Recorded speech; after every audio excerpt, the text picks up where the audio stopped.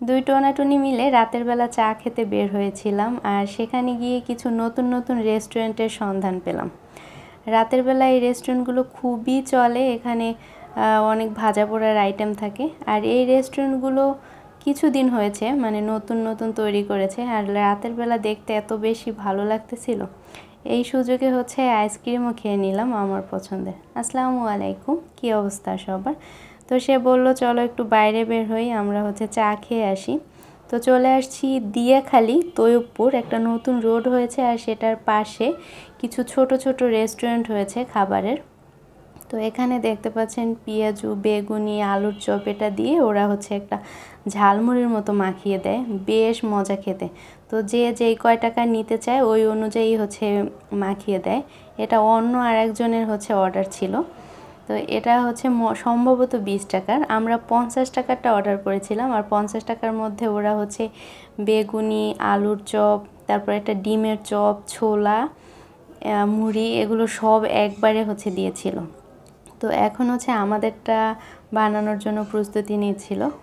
তো আমরা হচ্ছে বসেছিলাম, আর এইদিকে আরও কিছু আইটেম আছে ওদের, ফ্রেঞ্চ ফ্রাই, তারপরে চিকেনেরও আইটেম ছিল। কিন্তু এই ঝালমুড়ি আইটেমটা ওদের বেশ জনপ্রিয় আর কি। এখানে দেখতে পাচ্ছেন, মানে আমি বসে আছি অলরেডি, হচ্ছে আমি ওয়েট করতেছি কখন আসবে সেই ঝালমুড়ি। তো সে বলছে যে আমাদেরটা তৈরি হচ্ছে, একটু ওয়েট করতে হবে আর কি। এই হচ্ছে অবস্থা। আর ভেতরে বেশ ভালোই লোকজন ছিল, তখন বাজে প্রায় রাত 8টা। এই টাইমে সবাই এসে বসেছিল, আর মোটামুটি সবার টেবিলেই দেখছিলাম যে ঝালমুড়ির প্লেট আছে, মানে ঝালমুড়ি সবাই খাচ্ছে, সাথে অন্য আইটেমও নিয়েছিল। তো এই ছিল আমাদের ঝালমুড়িটা, সবগুলো আইটেম দিয়ে একবারে সুন্দর করে মাখিয়ে দিয়েছিল। রমজানের একটা ফিল হচ্ছিল, রমজানে যে আমরা মুড়িটা মাখাই, পেঁয়াজু, বেগুনি, আলুর চপ, ডিম চপ, ছোলা, সব কিছু দিয়ে একবারে মুড়িটা মাখিয়েছিল। আর সব থেকে বেশি ভালো লেগেছে ওদের হচ্ছে মশলাটা ওরা কম ইউজ করছে। অনেক বেশি মশলা দিলে খেতে হচ্ছে ভালো লাগে না, আর মুড়িটাও নরম হয়ে যায়।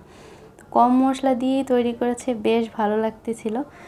আর এই সাইডে একটা নতুন রেস্টুরেন্ট হয়েছে, খুব সুন্দর করে লাইটিং করে সাজানো, দেখতে বেশ ভালোই লাগছিল। তো এটার মধ্যে হচ্ছে আমরা একটু ঢুকেছিলাম, কিন্তু এখানে খাবার দাবার এখনও চালু হয় নাই। এখান থেকে আইসক্রিম নিয়েছিলাম, তো সেটাই খেয়েছি।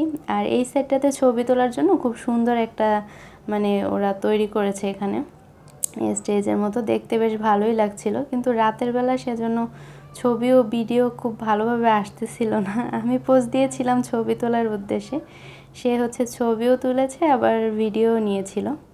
এই হচ্ছে অবস্থা। তো ভালো লাগছিল খুবই রাতের বেলাতে। মোটামুটি এই রেস্টুরেন্টগুলোতে লোকজন কম ছিল, এগুলো মানে মাত্রই চালু হয়েছে আর কি। আর ওই সাইডে যেখানে ঝালমুড়ি খেয়েছিলাম ওগুলো হচ্ছে একটু আগে থেকে ছিল, তাই ওগুলো একটু জমজমাট হয়েছে। আর এগুলোতেও বেশ ভালো লাগছিল দেখতে, কিছুদিন পরে হয়তো খুব জমজমাট হবে। তো এখান থেকে এই কোন আইসক্রিমটা নিয়েছিলাম, আইসক্রিমটা খেতে খুবই ভালো লাগতেছিল গরমের মধ্যে, তার জন্য আইসক্রিমটা খেলাম। আর আইসক্রিমটা খুবই মজা লেগেছিলো। এই জায়গাতে নর্মালি হচ্ছে যখন পানি থাকে তখন দেখতে আরও বেশি সুন্দর লাগে, নিচটা পুরোটাতে পানি থাকবে, আর উপরে তো এই যে রেস্টুরেন্ট। এই হচ্ছে অবস্থা। তো পানির সময় ইনশাল্লাহ আসবো, তখন হচ্ছে ভালোই লাগবে। দিনের বেলা আসলেও এই জায়গাটাতে অনেক বেশি লোকজন থাকে, আর সবাই ব্যস্ত। এইখানে হচ্ছে চাঁদ ছিল, নর্মালি এত পরিমাণ আলো চাঁদটাই দেখা যাচ্ছিল না, খুবই ছোট একটা চাঁদ ছিল।